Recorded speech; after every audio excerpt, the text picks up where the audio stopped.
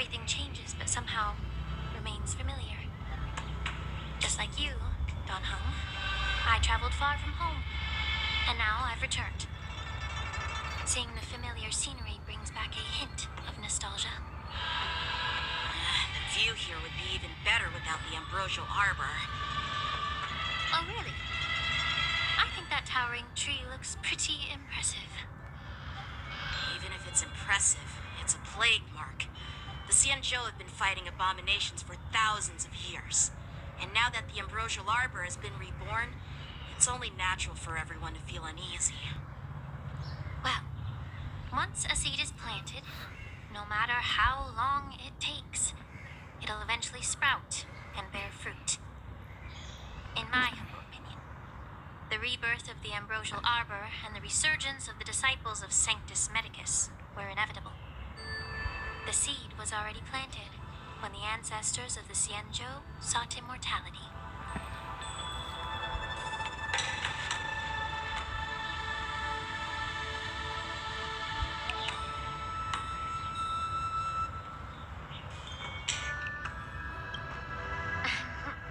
My bad. Well, since you went through the entire ambrosial arbor crisis firsthand, Dan Hung and Lieutenant Yanqing, I'd like to discuss something with you. What would you like to discuss, Miss Lingsha? I was lucky enough to be chosen by the Alliance to come in and clean up all the old grime in the Alchemy Commission. Honestly, the Alchemy Commission is riddled with problems and has reached a point where fixing it seems impossible. I'm looking to remedy this problem, but was wondering if you could provide any insights. Well, even though I'm a Vidyadharan like you, I'm an outsider, just like my companions here. I can't really say much about a remedy, but I do have a piece of advice, Miss Lingsha. The Vidyadhara and the Alchemy Commission on the Luofu have always been intricately connected. If you cannot distance yourself from these ties, Miss Lingsha, changing the situation within the Alchemy Commission may be quite challenging. I may not know about politics, but I do know that the disciples of Sanctus Medicus have been operating within the Alchemy Commission for years. If you're determined to root them out, maybe you should discuss it with the General. I see. Thank you for your valuable insights. Yes. Sorry. I was having some problems. That's why I was on mute and the game was on mute as well, because yes, everything was in mute, just in general. The disciples of Sanctus Medicus, but are unable to calm the hearts and minds of the people within the Alchemy Commission. Our Xianzhou forebears knew this well, and that's why they entrusted the duty of guarding the roots of the arbor to the Vidyadhara. However, the Vidyadhara are still only mortal beings. 30 years ago, my mentor served as Alchemy Commission's Cauldron Master. She recognized the emerging undercurrents and sought to cleanse the source of the disturbance. Unfortunately, it's okay, I also ended the stream early. She didn't understand the human heart or how to eliminate the sickness lurking within the depths of the Alchemy Commission. In the end, she was framed and exiled to the Juming. I was also implicated and had to leave the Luofu. And guess who arbitrated the case and handed down the sentence? None other than General Jing Yuan himself. What? You heard it right. The ones responsible for the corruption in the Alchemy Commission are not just the remnants of the disciples of Sanctus Medicus, but even the Divine Foresight himself.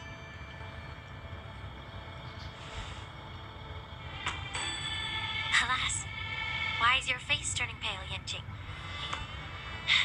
Don't worry about it. I understand that when someone holds a position of power, they may sometimes have to make tough decisions. I won't hold any personal grudges against him. Besides, at our age, holding personal grudges is a luxury we can't afford.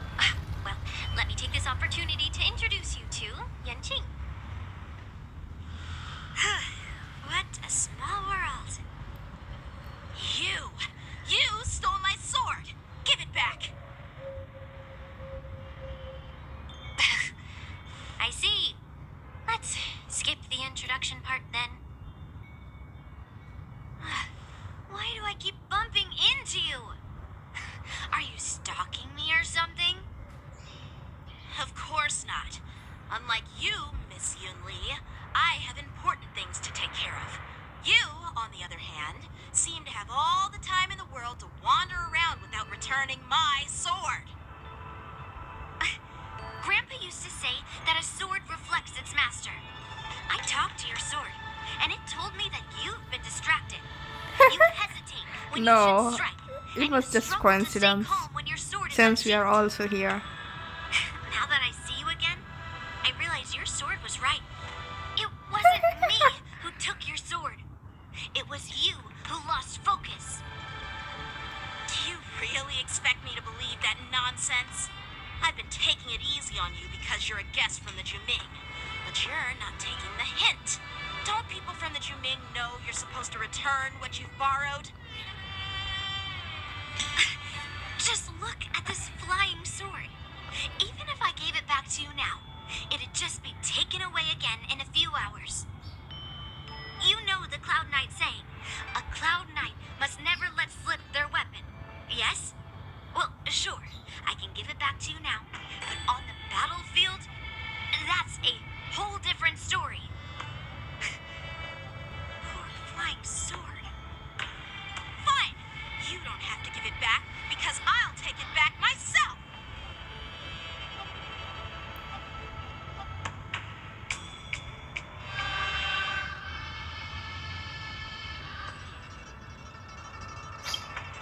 Between these two, who do you think is tougher, Dan Hong?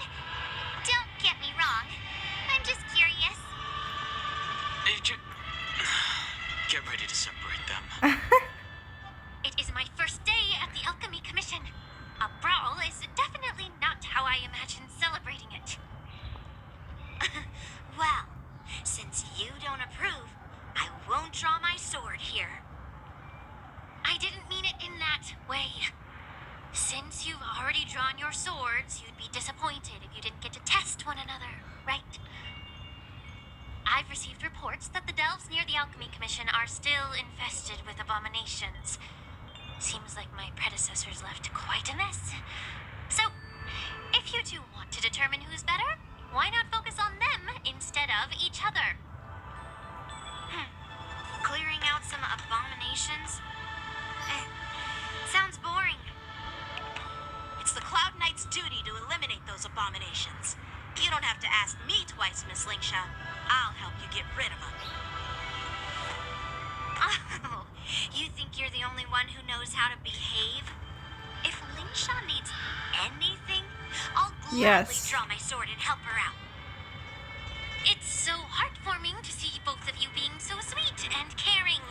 So then, shall we get going?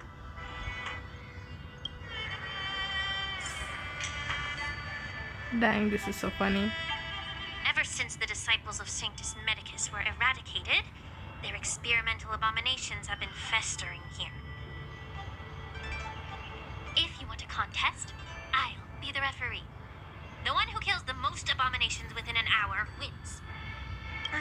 Lingsha, as always, you're still an expert in making unpaid work sound so noble and grand. It's for your own good, little Yunli. While you desire to compete against each other, I don't want to see either of you getting hurt. That's really thoughtful of you, Cauldron Master. So, are you both ready? Hello Astra, how are you? Looks like my predecessors left. Let me say it again. Be careful when you draw your swords. And can we...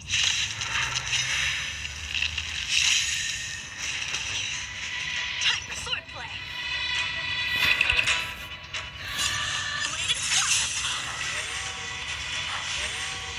Waiting live for a bullet. Bring it on. Free will, or was it still water someplace? A one-time enemy. Strike apart! What's your sword with ease? Holy fuck. Again. All you stand still.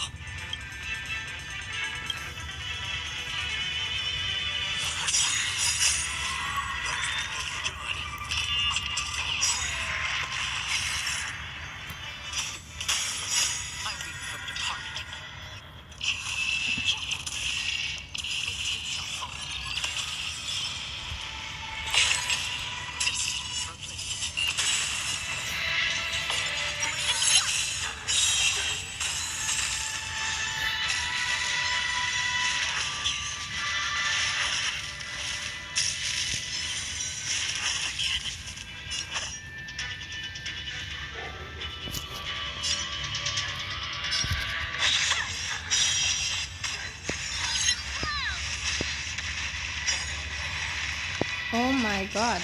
Waiting in line for a bullet. Let's do it. That'll take more than minutes. Another journey begins. Still water company. Just in time. Just a minute. Breathe easy again. So, swords to set.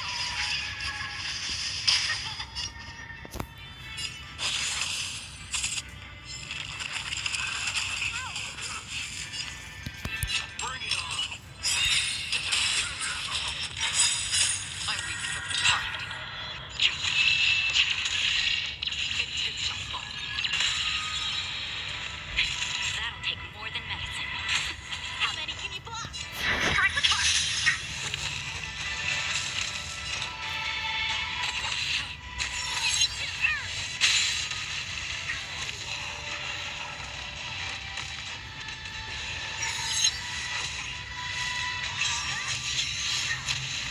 Time for swordplay.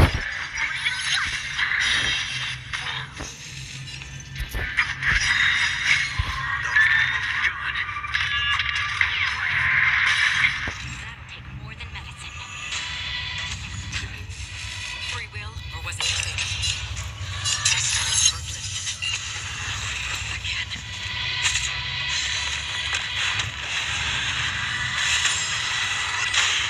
How many can you block? Strike the heart. So, swords to set.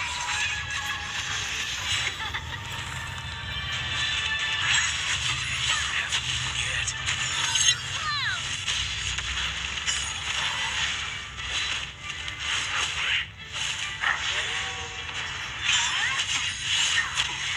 Oh, you stand still.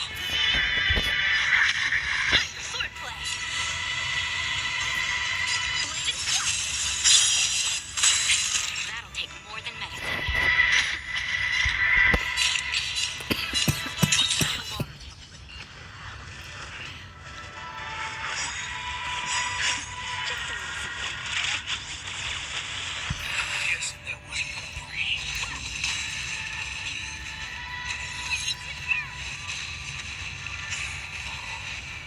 Oh shit.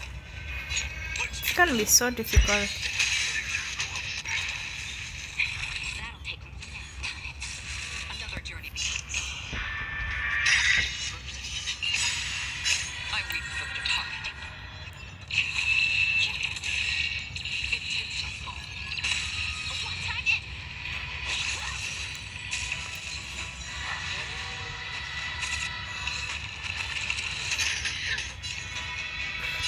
Bring it on. There's no reason for those to look good. One time in. Time for a shot.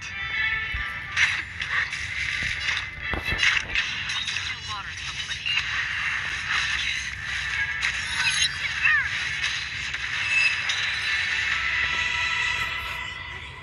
See?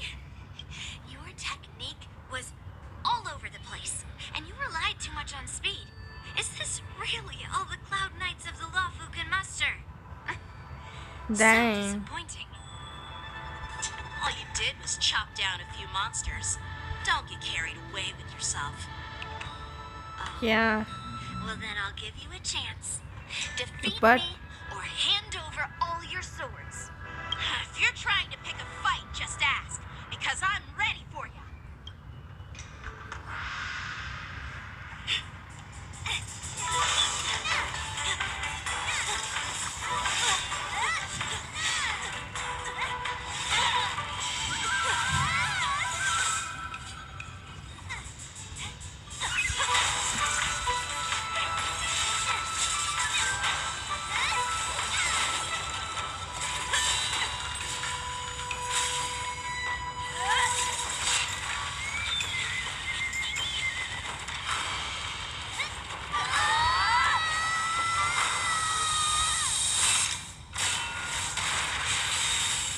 Oh shit.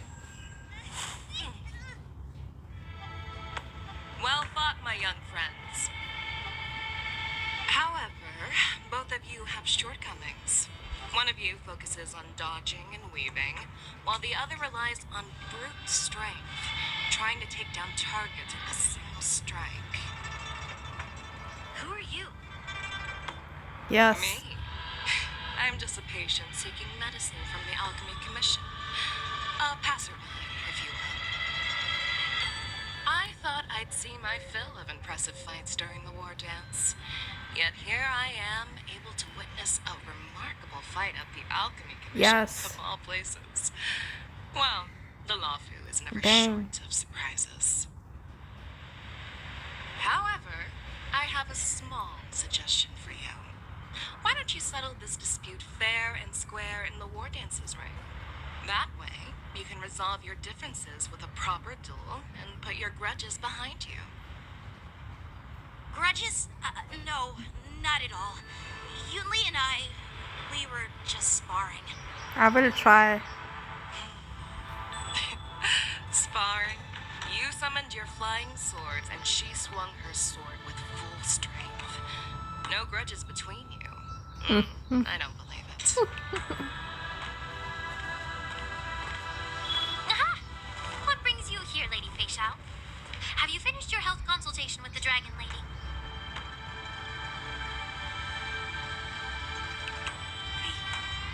Fei Xiao? Grandpa always talks about you. Could it be that you are the Merlin's Claw of the Xianzhou Yaoqing? Looks like I'm quite famous on the Xianzhou Lawfu, too. Of course. Everyone has heard of the great general. Known to all, and unbeknown to none. Great General? Isn't that title a bit too narcissistic? I don't like it. Ooh, I heard there's a dozing general on the Lawfu, so I came up with a humble nickname for myself. The Lacking General. Lacking in worries, regrets, and rivals. Sounds Nice. much better, right? Nice. Yeah, that's a befitting title that sounds both humble and impressive. Now that the sparring session is over, Yanqing and Yunli, shouldn't you politely thank General Fei Xiao for her guidance and bury the hatchet? Here's your sword. Keep it safe. Or it might get taken away again. By the way, we haven't settled the score yet. I'll defeat you fair and square next time we fight. This is how she apologizes? Now that I finally got my sword back, I should report to the seat of divine foresight. I'll take my leave, General Fei Xiao.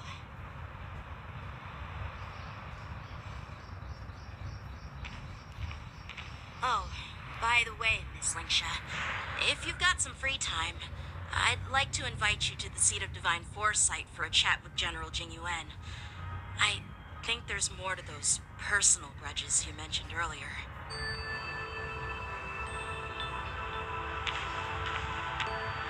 Thanks for stepping in, General Fei Xiao.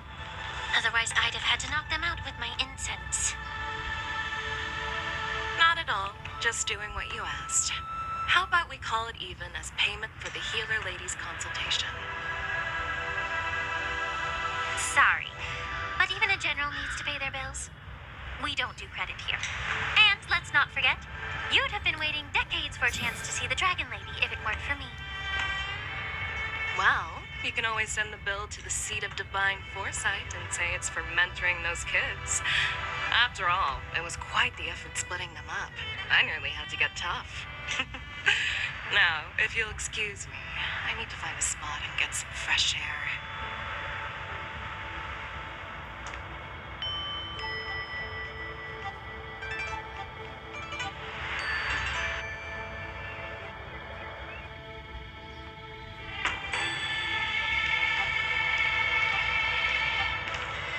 Back already? You've met with Jing Yuan and wandered around for a few hours. So, what do you think?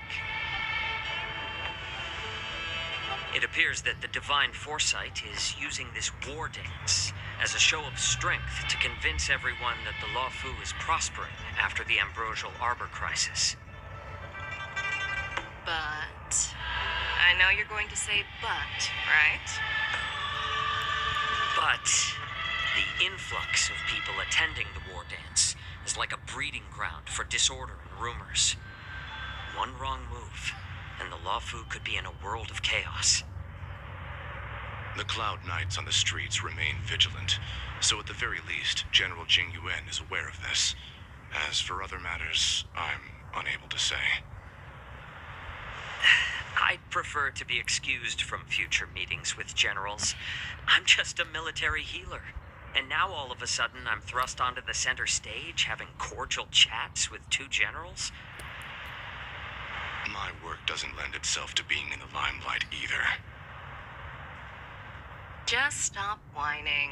At least you're in one piece, right? Before getting in touch with General Jing Yuan, I wanted to put aside my assumptions and see his momentum. That includes the overall bearing of the Cloud Knights on the street, what people are saying, and how those close to him behave. The might of an army dwells not within its pawns, but within the force of its collective momentum. Recognizing this fact reveals the true measure of power. Thanks for enlightening me, General. A perfectly clear statement. Is this turned world confusing here? Thanks to your I translation. don't think so. You made me lose I where hope was now. it's... I don't Anyway, know. This is how I operate in battle, so you might as well get used to it. Are you treating General Jing Yuan as your enemy? The longest-serving general of the Xianzhou Luofu. Do you think he'd have only a few enemies? By the way, General, you met the healer lady, yes? Could you show me the medicine she prescribed you? Well, the healer lady couldn't do anything about my condition. She just told me to enjoy some tasty food. So not even the famed healer lady could help? Don't worry. I'll fulfill my promise and find a way to cure you. Actually, I've found some leads. Well, life and death, Zhao Zhou. It's all predetermined. Upon starting my military career, I made a pledge that the rest of my life would be dedicated to being the Xianzhou spearhead, hunting down the abominations of abundance till the end of my days.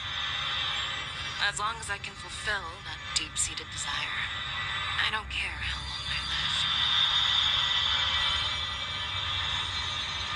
You asked if I view General Jing Yuan as my enemy.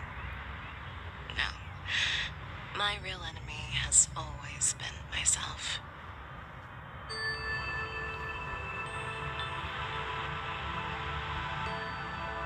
Enjoy some tasty food. So, what's for dinner tonight? Jeez. You really know how to read the room, don't you? You guys figure it out for yourselves. I'm due to catch up with an old war friend I've not seen for quite a long time.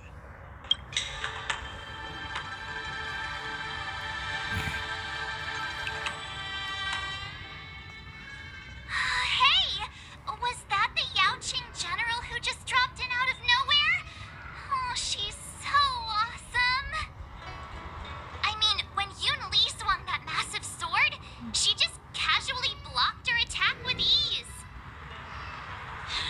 Mine too. Yeah.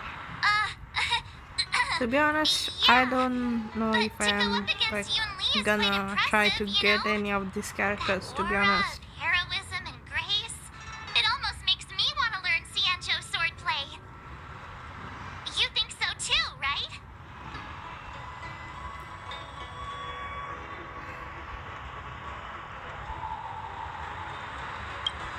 I agree. General Fei Xiao is indeed impressive. I was talking about Yanqing, actually. Thanks for the kind words, Miss March. The war dance is coming up, and I've been chosen to represent the Cloud Knights in the ceremony. I've had my fair share of defeats lately, and even though I know there are always more skilled sword masters out there, seeing General Fei Xiao's skills today has made me feel a bit uneasy again. Don't underestimate yourself. After all, You need to build your generals character will to fight in the have one ring of the during best the war characters. dance. Yeah, I Just do. remember the state of mind you had when you single-handedly took on me and Blade, putting life and death aside. With that mindset, you can prevail against most challengers. I see. Thanks for the advice, Master Dan Heng. By the way, now that today's events are over, General Jing Yuan wants to invite all of you to the Seat of Divine Foresight. He has something important to discuss. I bet it's about how to deal with the generals from the Yao Qing and the Zhu Ming. I really don't want to get caught up in grown-up games so soon. I just hope Generals Fei Xiao and Hua Yan can see the truth. We don't need any more chaos on the Luofu before the war dance.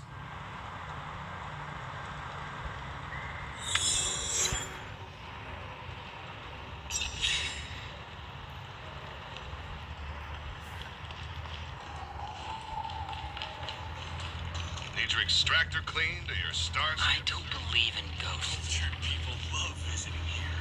Do you know why?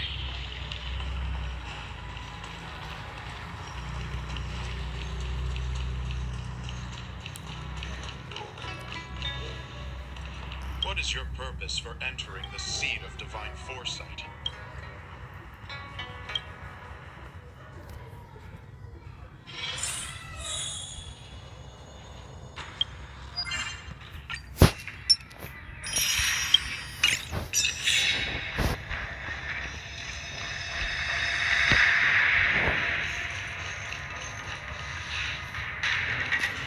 It's getting late.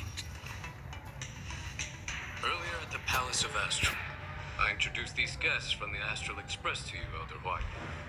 But with all the people around, we only exchanged pleasantries. Now, I'd like to officially introduce them to you. These three braved great dangers, accompanying me to perilous places, defeating the chief culprit Vantilia, and uncovering the conspiracies of the disciples of Sanctus Medicus. If you wish to know more, please, feel free to ask us. Well, I skimmed through the reports about the Arbor's rebirth from the Master Diviner Hu Xuan. She's been summoned to the Yu Chui for questioning. There are a lot of doubts within the Alliance about this whole situation. But despite all that, I believe in you.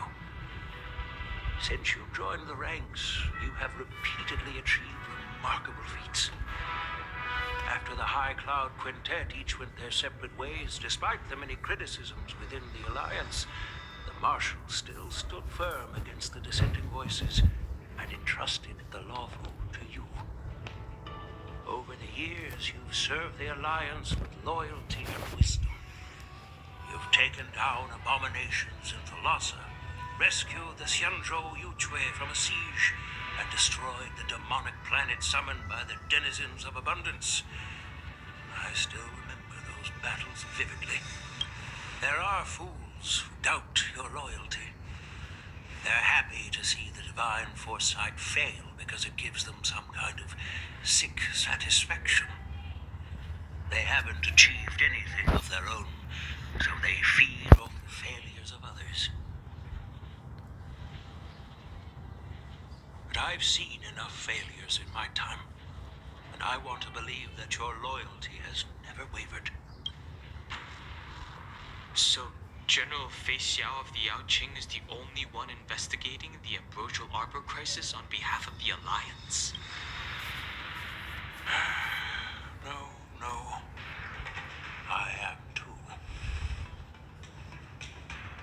This old man's words always catch me off guard. The Marshal ordered me to come to the Xianzhou Luofu, but the document only says, attend the war dance and listen to Fei Xiao's questioning.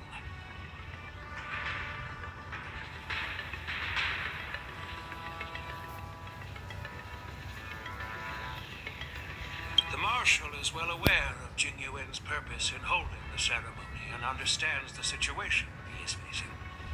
She mentioned it because she believes both issues are important. Thanks for your kindness and sincerity, Elder Huayan. But is it appropriate to tell everyone here about the Marshal's orders? By introducing the Express's witnesses to me alone, aren't you aiming to discern the intentions behind both my actions and Fei Xiao's? And whether there's any discord between us? Well, since I'm being open and honest with you, I encourage you young folk to do the same. As for the ambrosial armor crisis, all I need to do is listen. General Fei Xiao will be the one asking the questions. To be honest, I'm more concerned about the timely start of the war dance. Oh, by the way, I've prepared a gift for the war dance.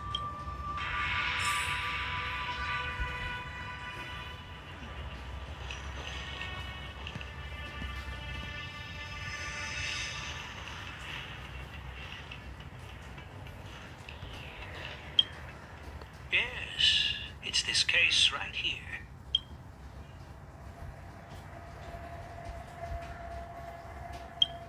There will be numerous contests and celebrations during the war dance, and the main event will be the Ringmaster's Challenge. The host will dispatch a skilled warrior to take on challengers from all over the cosmos, showcasing the excellent martial arts of the Xianzhou Lawfu. When you mentioned that the Astral Express would be attending the ceremony, I thought the High Elder of the Lawfu would be the Ringmaster. You humor me, Elder Huayan. The healer lady is just a young lady who knows nothing about martial arts. How can I assign her as the ringmaster? I'm no match to you when it comes to joking. What's this box for? Why don't you open it, General Huayan? This sword case is intended for the War Dance's award. It's empty now, but in a few days, a precious sword will be delivered and stored inside. I don't mean to boast about our skills, but this sword represents the pinnacle of the Zhuming's craftsmanship. It has a legendary history, full of heroic tales from foreign lands, tales that are too detailed to be summarized in just a few words. Since the delegation delivering the sword hasn't arrived yet, I'll just leave the case here for now. I've been wondering who would be worthy of such a sword. And then it hit me. I can award it to the champion of the Ringmaster's Challenge. The ceremony's champion is sure to be a perfect match for the sword.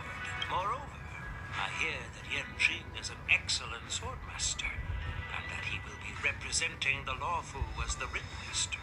So it seems like a perfect gift for him. Thank you for your generosity, Elder Huayan. If you want to give me a sword, just say the word, Grandpa. No need to beat around the bush.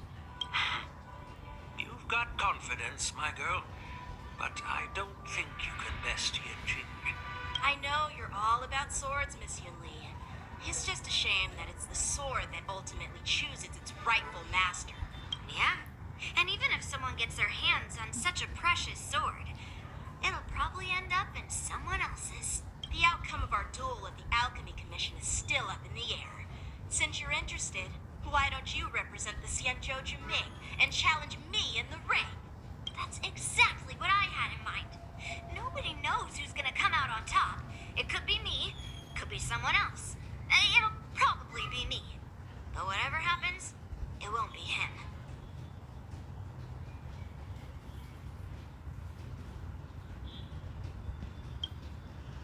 Not to be rude or anything, we've been watching their drama. I'm dying to find out who meets who. Quiet down. We have other guests here. I've prepared this sword to add some excitement to the ceremony, not to have you two squabble. It's not a good look for the Alliance.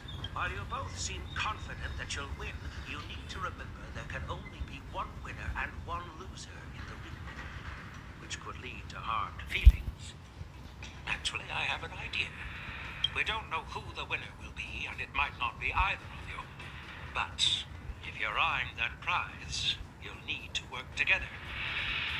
I want you to take on an apprentice who will take part in the war dance and win at least one match. How does that make sense? In my humble opinion, while a Cloud Knight is commendable by securing victories, it's even more so to pass on your skills and spread the way of swordplay. I'd be greatly pleased if this apprentice could represent the Express in the war dance by displaying their Cloud Knight flair and prowess. Well, Elder Huayan's idea is quite interesting. Imparting swordplay skills requires teamwork, and both the winner and the loser will learn a valuable lesson regardless of the outcome. The question is, whom should the two of them take as an apprentice? Huh? Who? Wait, me? I noticed just now that Miss March seemed quite interested in the outcome of your sword fight. So I thought, why not teach her the art of swordplay? Wait, are you serious, General? Why am I being dragged into this all of a sudden? I've never practiced swordplay before. I'm a total newbie. You really think I can learn it? Well, you'll probably realize I have no hope and give up on me. And that'd be so embarrassing.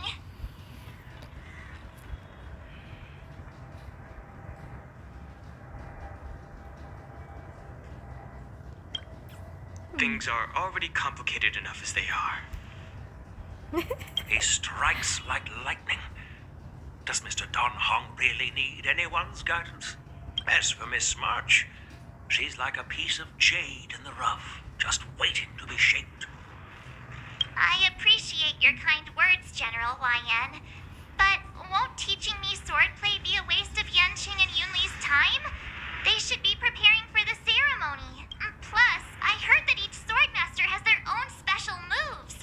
What if they let something slip while teaching me? If everyone knows each other's tactics, won't that make it hard to catch people off guard during the war dance? That's considerate of you, March 7th. But don't worry. It'll take you at least a decade of hard training before you can even start learning special moves. No need to freak out. A few Juming swordplay tricks will mean you'll be more than equipped. Really? Looks like March's curiosity has been piqued. The whole point is to know each other's moves.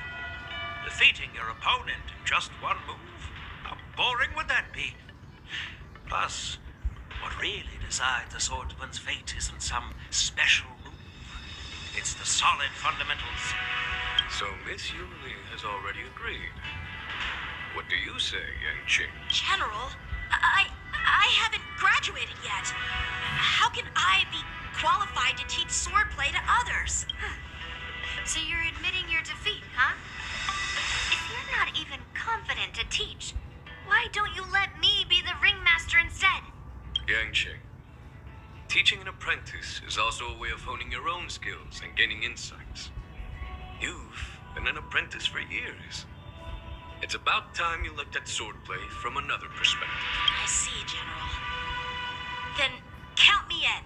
Now that Yanqing has agreed too, it all comes down to Miss March giving her nod. It's up to you to make the final decision, March. At least that way, I won't have to worry about you accidentally shooting me in the butt all the time. Hey, I've never missed my target. Then I'm on board. Thank you for your kindness, General Huayan. Great! Starting tomorrow, Yanqing and Yunli will teach you the basics of the Cloud Knight's swordplay. Yunli and I will head out and purchase some sword practice equipment for Miss March.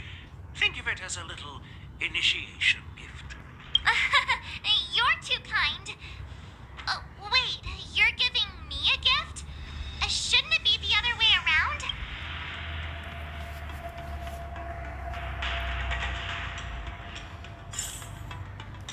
General Huayan's gone. Wait, why does something feel off about what we talked about?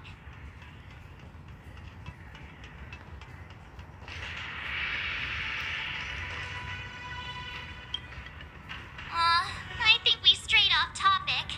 How did things even get to this point? Yeah,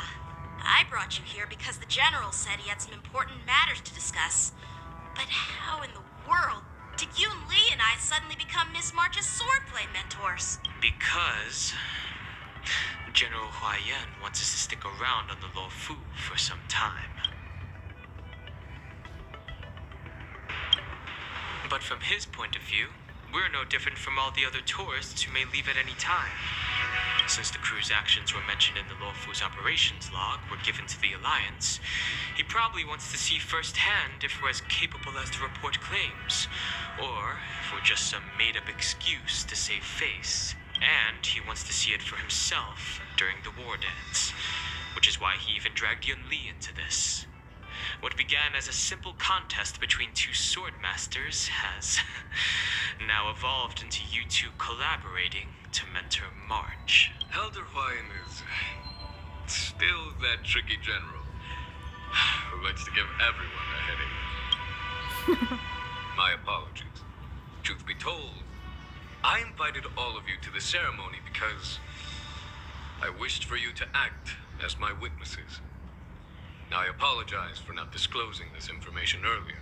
In the coming weeks, I'll also invite all of you to a meeting with General Fei Xiao, where you may need to answer her questions and clear up any doubts she might have. So please, be prepared for the meeting.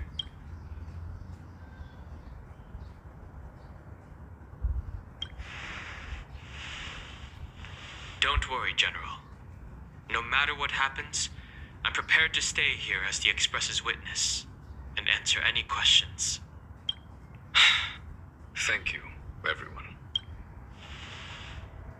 General, I know there isn't much I can do to share your burden, but as the Lo Fu ringmaster, I won't let anyone defeat me in the war dance. I know.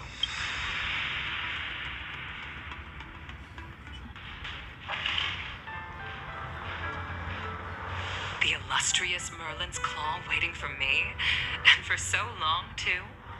It's quite an honor. It's been a while, General Fei Xiao. It's been 30 years since we last saw each other. Right, Yukong? Yes. Back then, you were the vanguard of the Yao Qing's Verdant Knights, and I was a pilot of the Lo Fu's Rainbow Orbit Fleet. Who would have thought that upon meeting again, you'd be a general, and I'd have given up flying? Really does feel like a lifetime ago. Well, I wouldn't say I haven't seen you in 30 years. After all, your great victories are announced through the Yellow Bell resonance system every day. So I'm well aware of your great feats. How's your health holding up? Still stable, I suppose. Do you still remember the medic who saved me in battle? That healer with the odd name and peculiar temperament. What was his name again? Was it Pichu? Or Kanchio? Jiao Cho. He's been my retainer and personal healer, delegated by the Alchemy Commission from the Xianzhou Yao Qing. Over the years, he's dedicated himself to managing my condition. It's thanks to him that I'm still in good health today. Given my background, I'm happy to have made it this far. I'm relieved to know that you're safe and sound. Well then, since you and Elder Hua Yan are here, I imagine you must have received orders from the Marshal as your friend.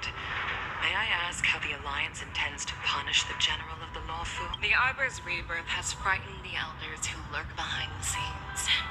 They fear the resurgence of abominations, much like what happened 30 years ago. Although the reports from the Lo Fu explained all the details, we don't know if the Ruin Legion really invaded, or how exactly the Stellaron Hunters and the Astral Express became involved. This puzzle has many missing pieces. As you know, the fugitive Jing Liu, who mysteriously disappeared many years ago, has resurfaced.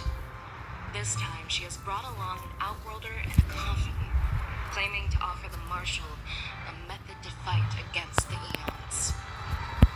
The Lo Fu Preceptor has also leveled accusations against Jing Yuan for neglecting the Alliance's principles. She asserts that Jing Yuan enabled the exiled Imbibitor Lune to re-enter the Lo Fu, thereby unlocking the lunarescent depths within Scale Gorge waterscape, which in turn disrupted the Vidyadhara's dutiful watch over the ambrosial arbor. It is for these reasons that I have come here to the Law Fu today. Well, duty calls. Perhaps I shouldn't have mentioned all of this to an uninvolved person. But since we once fought together, I didn't want to keep you in the dark. Perhaps pretending you didn't hear any of this would be for the best. I understand. I'm sorry. I was out of line. I know I shouldn't be defending General Jing Yuan right now, but... well, you know how I am. The Law Fu has enjoyed centuries of stability since the end of the sedition of Imbibitor Lune, much of which can be attributed to General Jing Yuan's masterful strategizing. Unfortunately, for long-life species, enduring through the ages always culminates in a failure that undoes all previous achievements, a moment that our adversaries relish. That's true. And that's why I'm also here for another purpose. To visit Hule. Hule?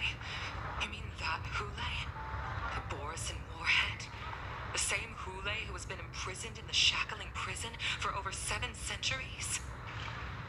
The nemesis of the Foxians who will never be forgiven and shall be imprisoned until the end of the cosmos. I can't quite remember the exact wording, but yes, the very same Hule. Usually, only emissaries from the Xianzhou Yaoqing Skyfaring Commission visit him once every century. Why do you have to visit him now, of all times? The Foxians and the Alliance made a pact to combat the abominations, aiming to achieve justice and free their kin. That werewolf monster is to be forever imprisoned in the dark recesses of the Shackling prison, facing unending retribution. Given the situation on the Law Fu, those on the Yaoqing are concerned about Hule's imprisonment. I'm afraid that the routine visit every century is no longer sufficient to ease their concerns. That's why I was sent here, to reassure them. It's all bad news. Well, not everything. There might be a silver lining. Oh, by the way, I found some clues about the thing you asked for. Tell me more. The Verdant Knights followed the route you mentioned and discovered the wreckage of the Whistling Flame ship. Unfortunately, there were no survivors and no cargo. However, someone had already been on the scene before we arrived. Our people? Or someone from the IPC? No, neither. Yukong, have you heard of a person named Ron May?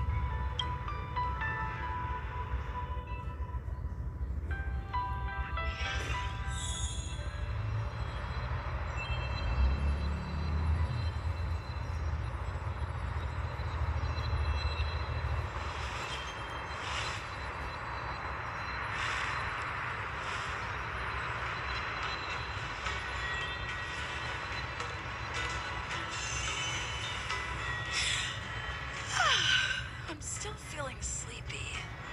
Did I oversleep? Where did March and Don Home go?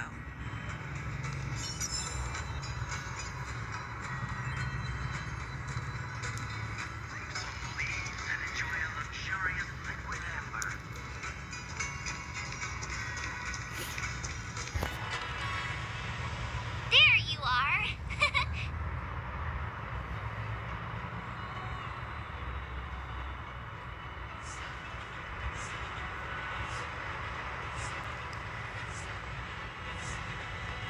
Well, it was a promise to General Huayan, after all. I woke up especially early so I can start teaching Miss March swordplay. Hey, why are you blushing, Master Yanqing? This is the first time someone has called me master. I need to get used to it. Let me make it clear. Swordplay training is about improving your body, mind, and strength. It's not a casual game you can master overnight. I promised General Huayan that I'd teach you Cloud Knight swordplay, so you can participate in the war dance and defeat at least one opponent. I'll do my best, but if you break your master's rules... Fine.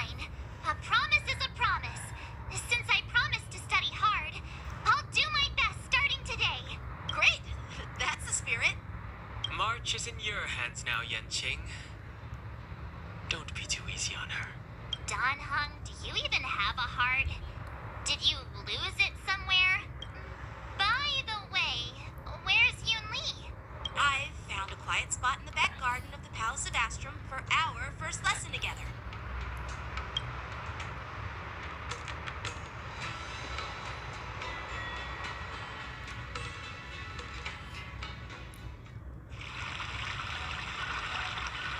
Seriously? It's the first day and you two are already late? Why is everyone on the Luofu so laid back? So disappointing. Master Yoon Lee, you're already here. Sorry for keeping you waiting. Oh, wait. Were you trying to teach her in secret? That's sneaky. I'm just showing you what Luofu etiquette is all about. She might be my apprentice, but it's customary for the master to personally escort their apprentice to the place of learning. As the host, I'll be teaching Miss March the essence of Luofu swordplay, after which she'll emerge victorious in the war dance ring. You won't be complaining about Luofu swordplay then. Stand aside, rookie. Let me show you how we Ju-Ming sword masters treat their apprentices. Quickly, over here, Miss March. This is a reverse mentorship gift from me to you. I hope you put it to good use. What's this? Xianzhou clothing? It's so beautiful! Sword practice requires precise movements. This outfit is tailored to fit perfectly and allows for smooth movements. I even added some small accessories. I put a lot of thought into it. You're awesome, Master Yoon Lee! See? See? How can you compete with me? I'll teach March 7th the essence of Ju-Ming swordplay so she can win the contest with my sword skills. Actually, I prepared something too. Huh? You have a gift for me too, Master? Since you want to learn swordplay, Miss March, you'll need suitable weapons. So, I went out of my way to prepare a pair of swords overnight. Unfortunately, I didn't have time to ask the craftsman to customize the swords for you. But I did my best to choose ones that look nice and are suitable for a beginner. I hope you like them, Miss March. Thank you, Master Yanqing! Bet you didn't see that one coming, did you, Yoon Lee? The real competition is just getting started. I'm so lucky to have two great masters. But why does it feel like things are getting a bit weird?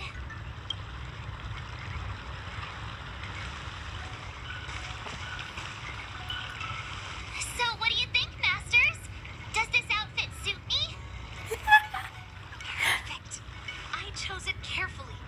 It's perfect for beautiful young swordswomen like you and me. All right, let's get started with the training. The person next to me is a Cloud Knight instructor I brought in. For your first lesson, try exchanging a couple... Wait. We're having actual combat training for the first lesson? Isn't that a bit too intense? Well, I heard you have some experience with archery and martial arts. The first thing we're going to do is see just how strong your fundamentals are. Come on, step forward and strike with the sword in the most natural way you can think of. It's important for us to grasp your natural movements so we can decide where to start and what you need to learn. If you're ready, let's begin. Okay. Oh, here we go. Are you ready? Yeah, I'm ready. But please go easy on me. Then I apologize in advance, Miss March.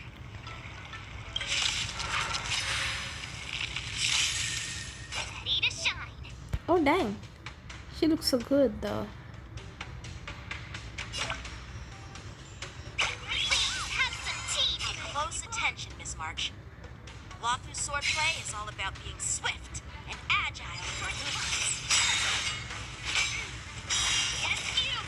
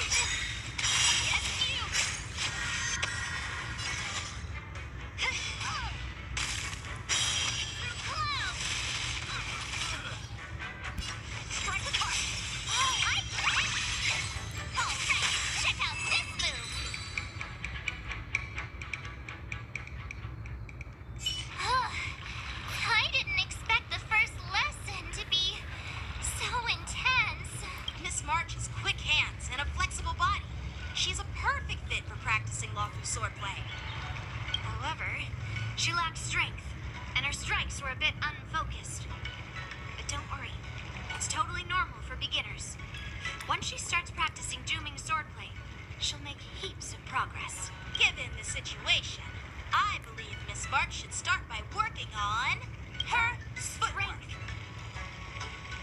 Seriously, do you actually know anything about swordplay, or what? I could ask you the same thing. Dual swords require agility, so what's more important than footwork? Instead of focusing on her strengths, we should address her weaknesses. The drawback of wielding two swords is not generating enough force. What good is being quick on your feet if you don't have strength? It's not like we're dancing here. Skilled sword masters know how to play to their strengths and work on their weaknesses. Start with what you're good at, then tackle your weaknesses. That's the right way to learn. You're quite the theorist, huh? Theorist? You claim to be able to talk to swords. So what does that make you? A lunatic? Hey, it's only my first lesson, and you're already arguing. Come on, calm down, masters. I'll have to improve both my footwork and strength anyway, so it doesn't matter which one comes first. But it does matter. Just listen to me, Mark 7.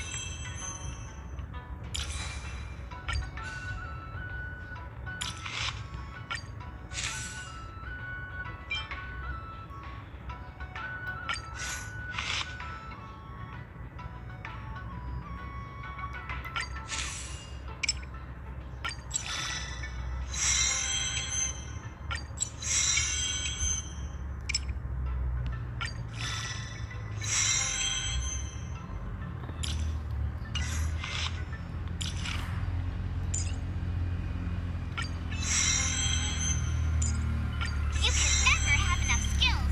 Let's train some more.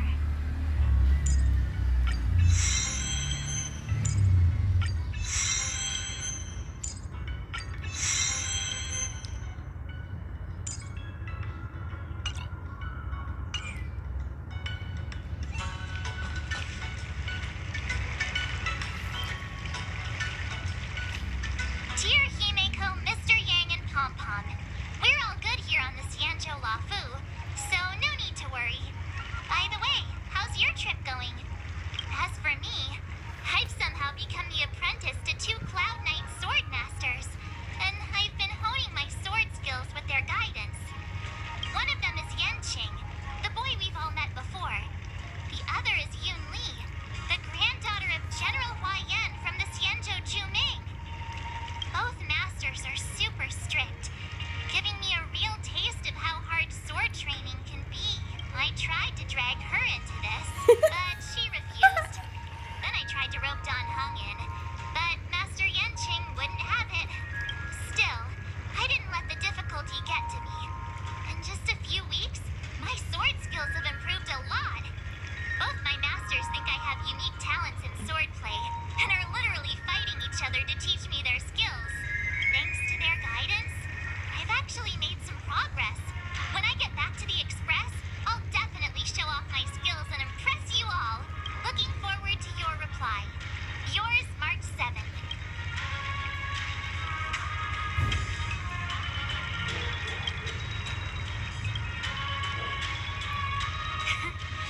Well done.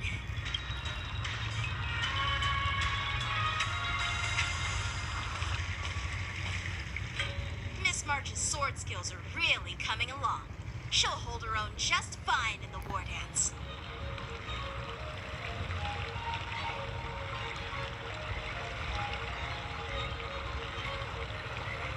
Perhaps I might have a shot at beating both masters in the ring?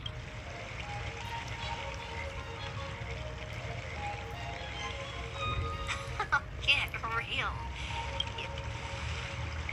With your talent, Miss March, if you dedicate a few more decades to training, you might eventually be able to defeat Yun Li. Decades? But I'll be an old lady by then. No, no. Can you believe it? March 7th has actually become a pretty decent swordmaster in such a short time. Now I understand why Grandpa always had a grin on his face while training me. Are you sure he wasn't laughing at you? Oh, shut up. It's all thanks to your amazing guidance, Masters. Miss March, you're really getting the hang of wielding dual swords. If you're keen on advancing, trying out different Xianzhou blades can improve your touch. Oh, let me see. Which sword is the most powerful? Single sword? Great sword? Or maybe a flying sword? There's no such thing as the most powerful sword. It's all about the skill of the sword master. Yanqing wields several flying swords, while I only wield one. But remember how I kicked his butt at the Alchemy Commission? First, you didn't kick my butt. Second, you'll never kick my butt. Third, how about we settle this right now and see who kicks whose butt? Yeah, I'm up for that. And if I kick your butt, you'll drop out of the war dance. Deal? Ayo. Chill. Why are you two arguing again? I thought things had been improving between you lately. There was talk that the leading disciples of the Law Fu and Juming generals were supposed to face off in the war dance, but for some reason, they suddenly teamed up to train an apprentice of their own. Turns out the rumors are true.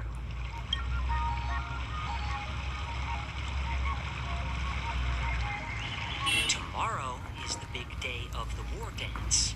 Shouldn't you two be focusing on honing your skills instead of teaching swordplay here? You're... Oh, that's right. You're the pink-haired fox from the Yaoqing.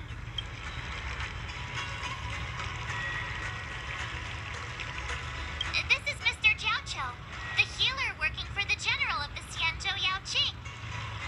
Ah, got it. So, you're the participant attending the war dance on behalf of the Yaoqing, and you were trying to sneak a peek at our training? Sorry for the misunderstanding. I don't know anything about martial arts.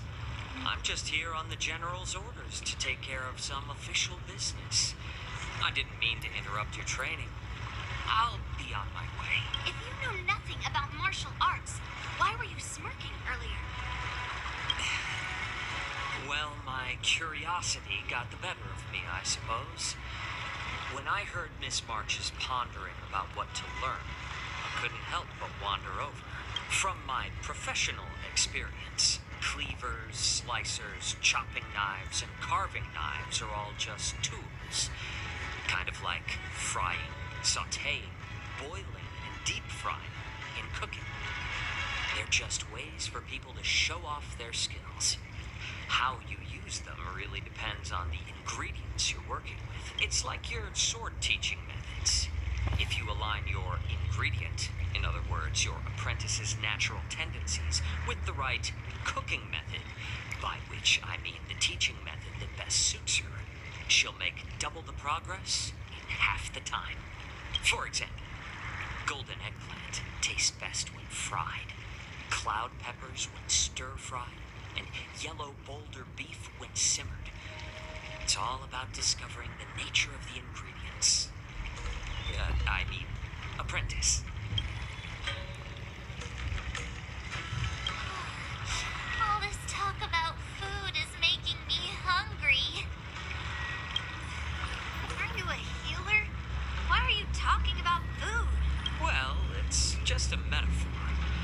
The medicinal school I follow on the Xianzhou Yaoqing is called the Rancha School, that specializes in food therapy. So it's only natural that I know a thing or two about cooking. So, you're the general's cook? I'm a healer. Anyway, a cook who isn't interested in health doesn't make for a good advisor. Fine. Call me a cook if you want. Seeing the way you're looking at me, it's obvious you think I'm just some feeble academic who likes to blabber on about martial arts. But, in reality, I know a thing or two about killing. After all, the art of healing inherently encompasses both life and death.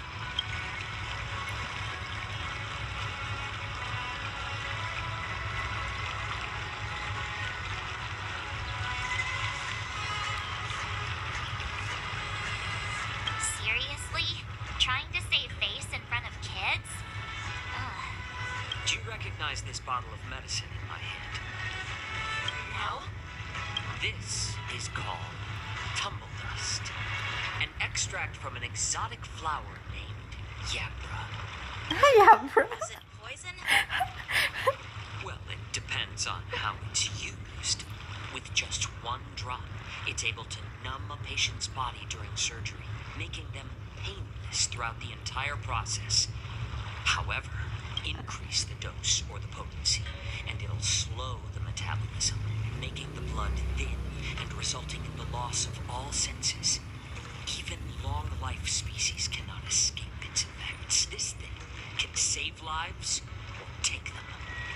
It's more powerful than the swords in your hands. That may be so, but still, I prefer settling things with a sword than, you know. Huh. Looks like I did get you all wrong. You're not a feeble scholar, but a sinister and despicable one. Hey, why the insults all of a sudden? I'm just sharing some medical knowledge here, not persuading you to poison anyone. Seems like you get real excited when talking about poison. I can't tell if that's an honorable thing or sinister. Picture this. Two individuals. The one standing is full of malice. The other lying down is honorable and righteous. How can the one who's lying down label the one standing as sinister? In the throes of combat, where life and death hinge on a singular moment, every idea fades into nothingness. The only thing that matters is staying alive. Surviving the battlefield reshapes all notions of worth, be it integrity or treachery. In my eyes, significance is negligible. Perhaps you've underestimated Yunli and me, Mr. Jiaoqiu. We may be young, but we've seen our fair share of war. Well, then you should know that the war dance is nothing more than a contest. So why are you so focused on it? When I was appointed as the ringmaster for the war dance, I asked the general, we Cloud Knights are supposed to charge into the fray and slay enemies. Why do we have to swing swords in a ring just to please an audience? And this is how the general replied. To unsheath your sword in a ring is no different than on the battlefield, as your sword reveals the might of all Cloud Knights. The war dance is the perfect chance to showcase martial virtue and forge alliances from all over the cosmos. When we unsheath the sword without drawing blood, we not only display our might, but also the martial virtue of the Cloud Knights. That's quite an insightful statement, Yanqing. Well, my apologies for being so short-sighted. I've been on the Luofu for quite some time, but I haven't had the chance to see the ceremony venue for myself yet. Hearing you speak so highly of it has piqued my curiosity. Would you mind showing me around? You want to see the Sky Splitter ship where the war dance will be held? Let's go! I bet Yunli and Miss March haven't seen it either, right? Well then, I'll give you all a tour.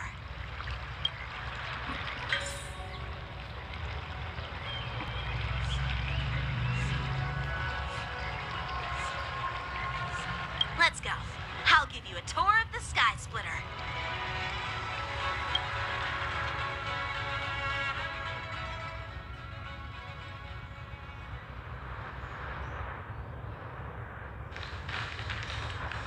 like a lot of other visitors have also come to catch a glimpse of the Sky Splitter.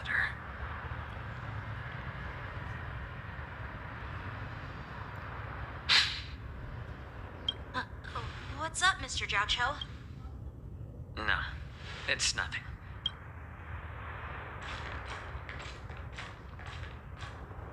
Do you see that airship in the distance? That's the Sky Splitter, the venue for the war dance ceremony. It doesn't look all that impressive from this distance. Oh, I can understand, Astra. It happens a lot now. Is actually a decommissioned Lawfu military vessel. People aren't allowed on board until the war dance officially commences. Tomorrow, when the bell rings, yeah, happens. The ceremonial cannons roar, I'll be there representing the Cloud Knights of Xianzhou Lawfu, standing in the ring, ready to take on challengers from all over the cosmos. Since I was a kid, I've been training in swordplay and the art of war under the general. Every day, I'd swing my sword 10,000 times, and then thrust it 10,000 times, repeating the process over and over. I understand that I'm not like other kids. I never envied the toys and freedom they all had. I never found sword practice heavy boring rain. or hard. I understand. Even in the thick of battle, facing down savage abominations, I never felt scared. Each day, I could feel myself getting stronger and stronger, and I racked up countless victories. It's the best feeling in the world. But then, I faced a really tough opponent, and just one slash shattered my confidence into 1,000 pieces. That's when I felt true fear for the first time. Maybe that's what Mr. Jiao Cho meant by life and death hinge on a singular moment. 5 a.m. Every idea fades. Bro, you need to fix your schedule, your sleeping After that, schedule. I had to pick up the pieces and try to put myself back together. But no matter how hard I tried, I couldn't seem to find my old happy self again. I often ask myself, why do I wield my sword? If defeat is inevitable, Dang. why do I continue to fight? Is it to reclaim the joy of victory? To meet the general's expectations? Or to secure my honor among the Cloud Knight? While the general could teach me the art of swordplay, he couldn't teach me why I should keep on going. He said the reason must come from within myself. I've been struggling to find that reason, but after talking with you, Mr. Jiao Cho, I think I already have that reason in mind. As a member of the Cloud Knights and the General's apprentice, I've had a weight on my shoulders, and I know there's still more to shoulder. But when I wield my sword, it feels like I'm letting go of everything. I love the feeling of giving it my all, facing any obstacle in front of me, pressing forward. That's why I wield my sword. Dang. Good luck. Oh, Yanqing. So young, yet so grown up. By the way, how old are you exactly? Age doesn't really matter. All sword masters will understand how I feel. I get it. Looks like all the kids on the Lawfu live tough lives. So, how about you, Miss Yunli? It's not polite to ask a girl her age, no matter which Xianzhou ship you're on. I'm not asking your age. I'm asking if you have a dream like Yanqing has. You don't talk like a cook. You sound more like a TV host or something. Need I repeat myself again? I'm a healer. Well, I don't have a dream like Yanqing does. The only only reason I'm participating in the Ringmaster's Challenge is because I made a promise to my grandfather that I'd win the precious sword he's contributed to the war dance. Sounds like that mind of yours is just filled with swords. I bet you've got nothing better on your mind. My father was a craftsman on the Xianzhou Juming. Because of his foolishness, many innocent people fell victim to the cursed swords he forged. Since I was a kid, it's been clear to me that not everyone deserves to have a weapon in their hands. Giving them a sword is no different than being cruel to the innocent. So, whenever I come across someone unworthy of a sword, I can't help but want to take it away from them. Given that Yanqing is the war dance ringmaster, I'm stepping up to challenge him. To ensure the precious sword doesn't fall into the hands of an unworthy master. Hey, what do you mean by an unworthy master? I see.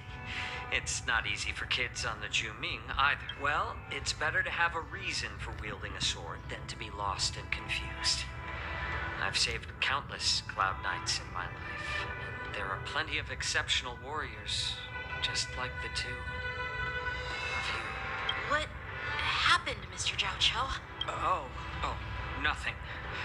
I was just reminded of some old friends and old tales. Judging from my professional perspective as a healer, both of you possess remarkable vitality. Your energies flow like raging fires and mighty gales. The upcoming fight will definitely be impressive. Well, we've seen the Sky Splitter and toured the Stargazer Navalia. I guess it's time to say goodbye for now. What? You're leaving already? But you haven't asked me about my dreams. I've been working hard too, you know.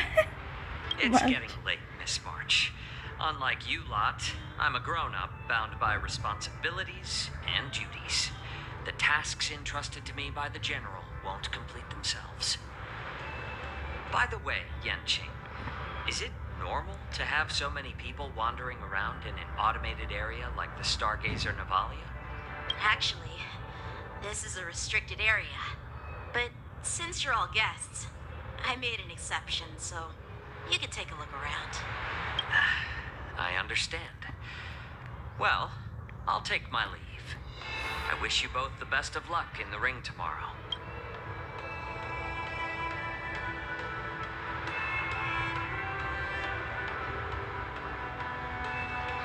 Seriously?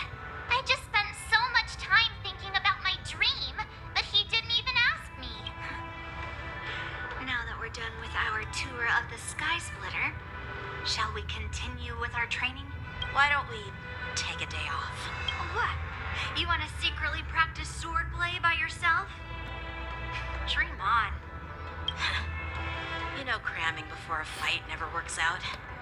For some reason, seeing the Sky Splitter has boosted my confidence. So, I've decided to conserve my strength for tomorrow. All right. I'll take you out of the Stargazer Navalia.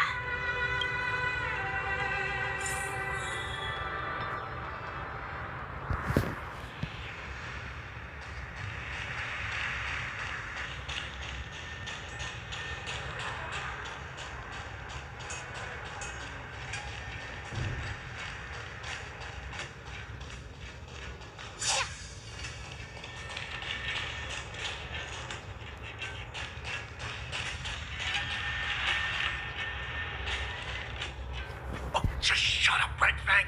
This is not a beast ship. I need some time to take care of things. You willingly donned the skin of a lowly beast to join this mission, dedicating yourself to our glorious cause. And now you're telling me you can't handle it? Do you realize how many ships we need? I'm doing my best, all right? It takes time to figure all this out. When the guns go off tomorrow, all eyes will be on it. That'll be our only chance. How's us? Who's there?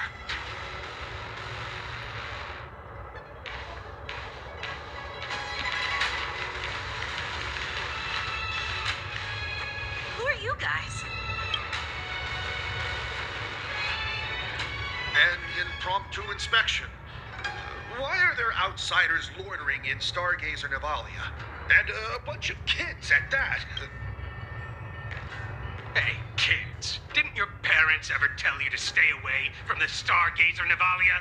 I know it's an automated facility, but it doesn't mean you can just break in and do what you want.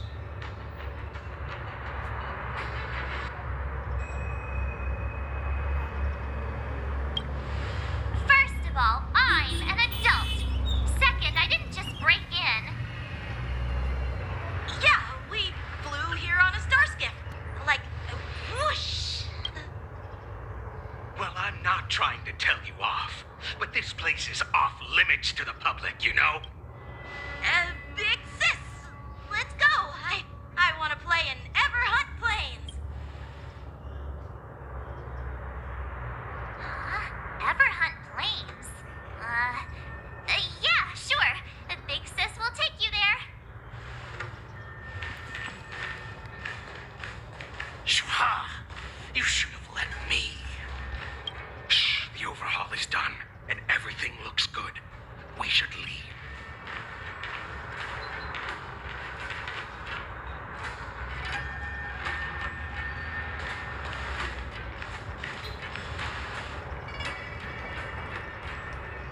Could you repeat what you just said, Yenching? What did I say? Big sis, let's go. I want to play an Ever Hunt plane. Come on, can't you read the room? Something is definitely off about the three people we just met. Yeah, anyone could see that. I just wanted to hear you say it again. That pink-haired fox tried to say something. I'm pretty sure he sensed something fishy. Since he's not familiar with this place, he just dropped us a hint. But you didn't seem to be paying attention at all. I knew that from the beginning.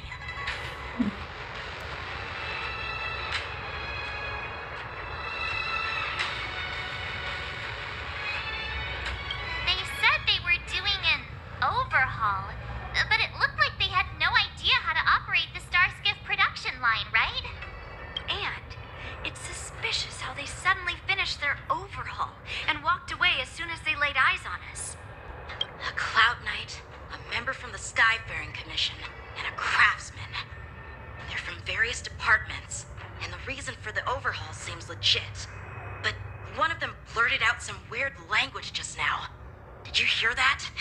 I have a feeling that if we secretly tail them, we'll definitely catch these guys in the act. Follow my lead, and be careful not to blow our cover.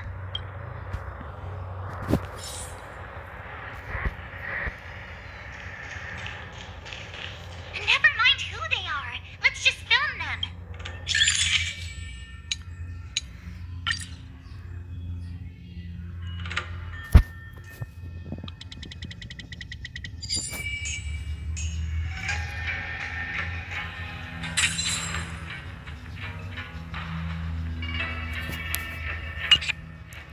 We should have just killed those lowly beasts.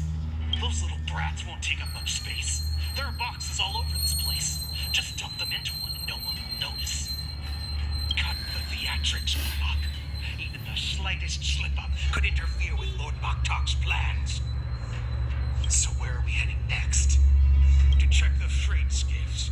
We've got a lot of preparations to do. Also, don't forget to take those crates with you. Weapons, supplies. We've got to be well prepared. Otherwise, we're screwed. So, are they smugglers? What exactly are they up to? I have no clue, but they seem to be moving those crates. I've got an idea. We can hide inside the crates and follow them.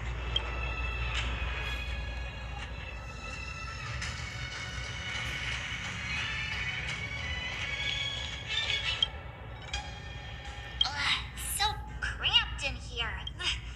I can hardly breathe. Just hang in there.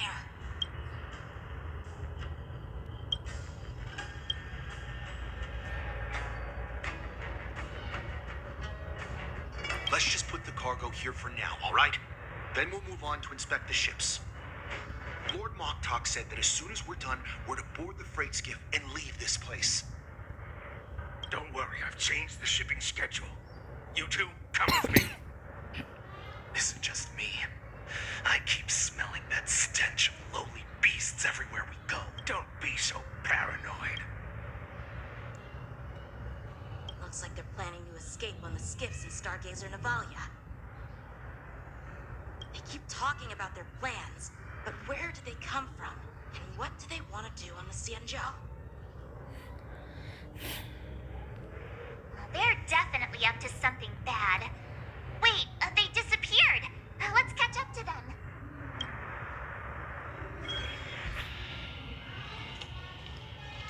Tread softly, breathe quietly, and make sure to keep an eye on them. Hide out of sight as soon as there's any sign of activity. Did he spot us? Quickly, hide!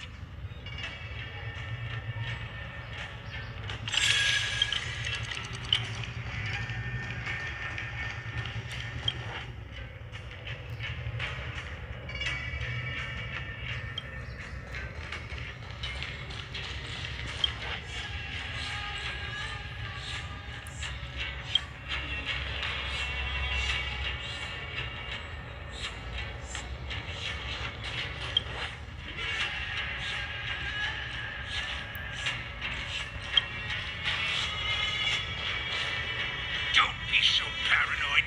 We're running out of time. Get over here. Shuhart, I'm coming.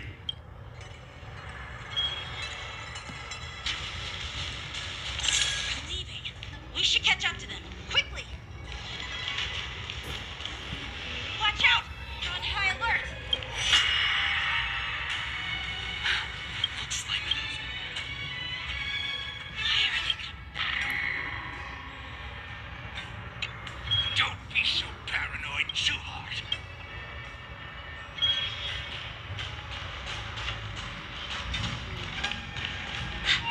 Did he spot us? Quickly, hide!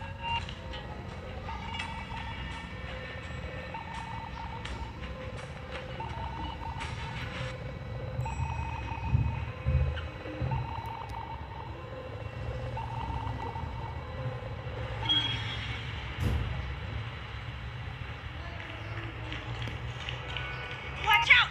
They're on high alert!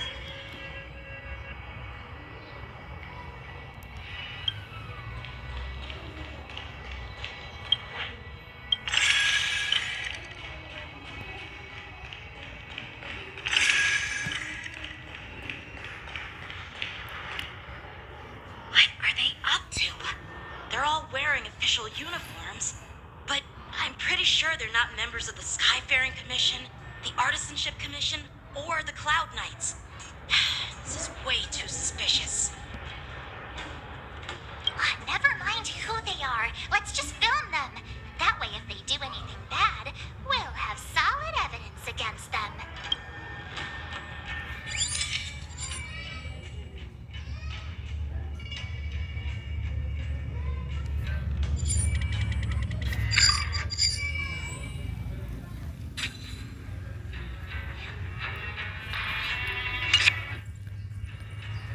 Look at this. A freight star skiff with enough room to fit at least 20 of my men. I'll let the others know and have them prepare more star skiffs. Once we're past the checkpoint, there will be beast ships waiting for us. Lord Moktok is ready. The revival of our ancient bloodline all hinges on this operation. What did he just say? Beast ships.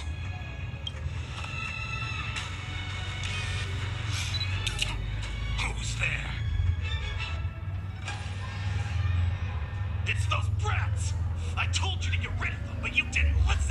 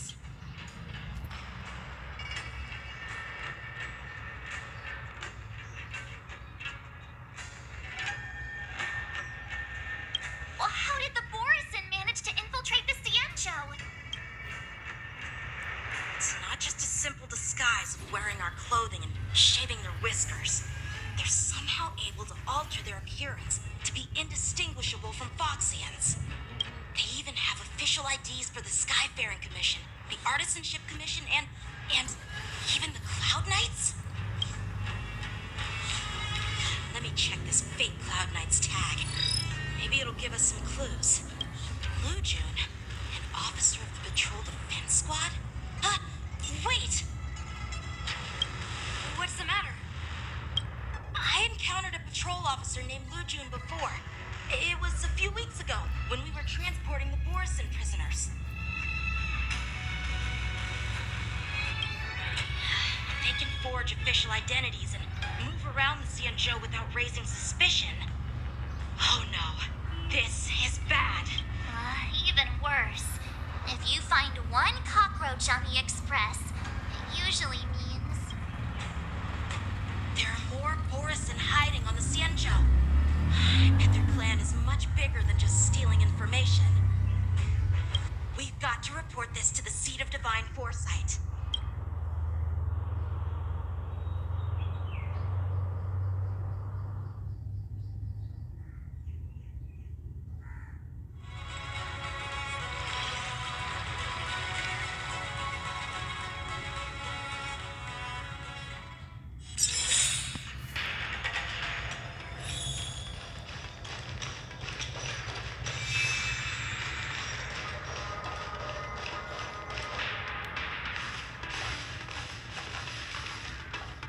I am glad to finally meet you in person, guests from the Astral Express. I'm Fei Xiao, the General of the Xianzhou Yaocheng. Let me introduce our guest to you. The one dressed in green. He's the reincarnation of Imbibitor Lune, and the person behind him is the newest member of the crew. I've heard a lot about you. Outside the reports from the Law Fu, the Skyfaring Commission of the Yaoqing has also gathered plenty of information about both of you. I've been eager to meet you face to face for reasons that I'm sure General Jing Yuan has explained, right?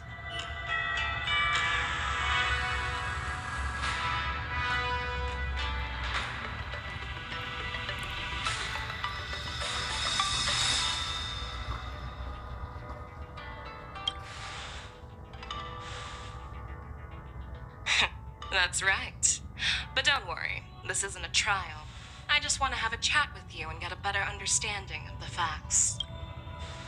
According to General Jing Yuan's report, the Ruin Legion is to blame for the Ambrosial Arbor crisis, and all Arbiter Generals should pay attention to the Ruin Author's movements. Over the years, the Destruction's minions have wreaked havoc on countless worlds, and the Alliance has been keeping an eye on them. But no one expected them to join hands with the remnants of the Abundance. The damage caused by the Ambrosial Arbor crisis was far less severe than expected, which is good news for us. However, it was quite different from the Ruin Legion's usual style of destroying life wherever they go. While I trust the bravery of the Divine Foresight and the Nameless, I'm curious about some details missing from the report. I'd like to take this chance to have an exchange with both of you. Let me be clear, the questions I'll ask might not reflect my actual thoughts, so please don't take offense if any of my questions seem a bit harsh. Please go ahead, General. But keep in mind we can only answer based on what we know. And perhaps you already have the answers to your questions in your heart. You have a clever tongue. I like it. So Merlin's claw is quite articulate. Right now, her intentions are unknown, and Jing Yuan wants us to be honest. Maybe I'll just stick to the facts we know. Let's cut to the chase. Before the crisis struck, the Astral Express was guided here by a Stellaron hunter, a wanted felon, in an attempt to resolve the Stellaron crisis. However, everyone in the cosmos knows of the Stellaron hunter's reputation. So, why did you place so much trust in them? Could it be that some of you have a connection with them?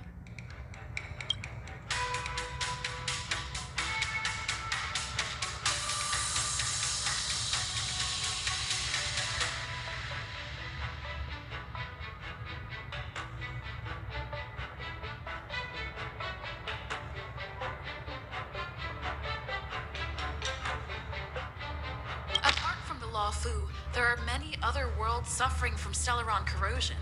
For example, Eurilo 6, the world that the Express stopped at before reaching the Fu, was one of them. To the Express, Stellarons act as roadblocks on the Silver Rail and pose risks to the warping process. And that's why dealing with Stellaron issues is part of the duty of the Nameless. Ah, I've heard about those problems caused by Stellarons. The Express connects various worlds, so it makes sense for you to take care of this. The cosmos is a mess, and the Trailblazers are just doing their best to fix it. I understand. Let's move on to the next question. The report suggests that Don Shu, the master of the disciples of Sanctus Medicus, colluded with the Lord Ravager and used the power of the Stellaron to resurrect the Ambrosial Arbor. But here's the thing. Don Shu was just a chief alchemist. Even if she colluded with our enemies and summoned the Stellaron, how did she manage to bypass the Vidyadhara guards around the Ambrosial Arbor?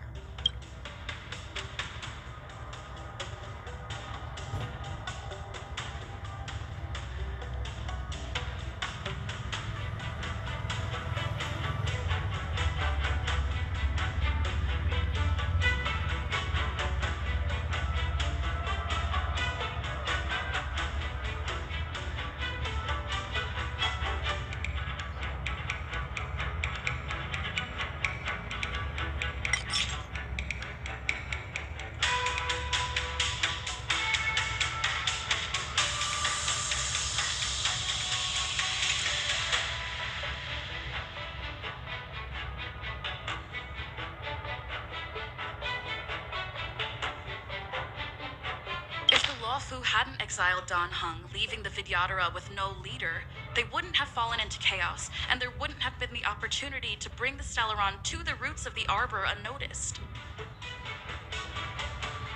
Invibrator Lune was exiled due to his own crimes. Now, Don Hung, as his reincarnation, is free from his sins.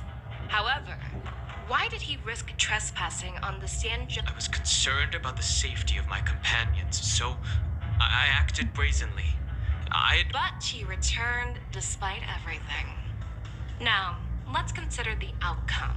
The Arbor was resurrected, and the Fu required a High Elder to repair the seal and suppress the plague mark. It's hard not to think about the stakes involved, right? According to the report, Lord Ravager Fantilia is the mastermind behind the entire conspiracy. She disguised herself as an ambassador of the Skyfaring Commission and traveled with you, only to vanish without a trace later on. It seems too convenient to label her as a scapegoat.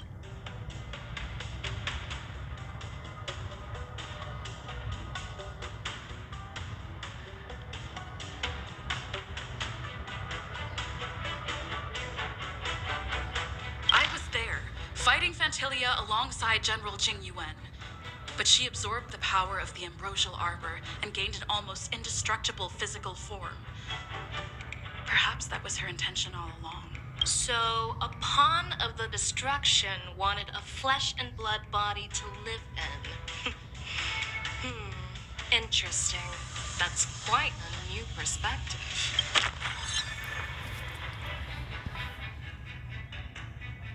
Oh. It seems that your answers have addressed all my questions. Generals, I am finished with my questioning. So, what do you think, General Fei Shao? Have the doubts in the report been cleared up? The two Nameless have been honest in their answers.